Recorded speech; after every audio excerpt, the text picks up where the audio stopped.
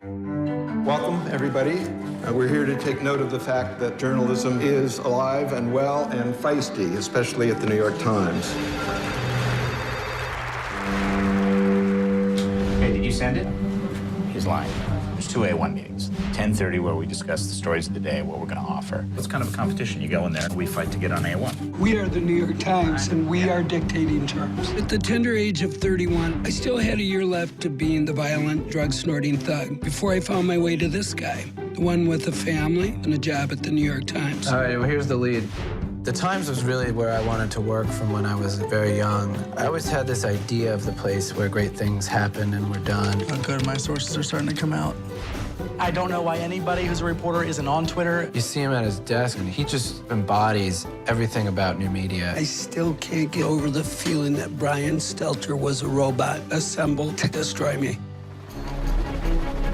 The old newspaper model is dying. It's this kind of collision of two worlds, and this new world that just kind of wants to crack it all open. So this is about WikiLeaks, which is a website. They didn't have to drop this off on the front step of NBC News or the New York Times. They just dropped it off on YouTube and waited for everybody else to find it. The bottom line is, WikiLeaks doesn't need us. In the immediate moment, we're in the middle of cutting 100 people out of a staff. How scared are you right now? I've been a single parent on welfare. This is nothing. I almost feel like I don't have a clear grasp on the enormity of the situation.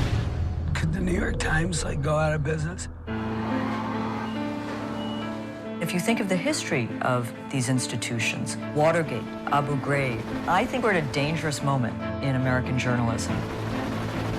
Some stories are beyond the database. Sometimes people have to walk past the conventional wisdom. They asked if anybody who wanted to volunteer for Baghdad, so I'm going to Iraq. News is not dying. The Times still, I think to a remarkable degree, does set the agenda.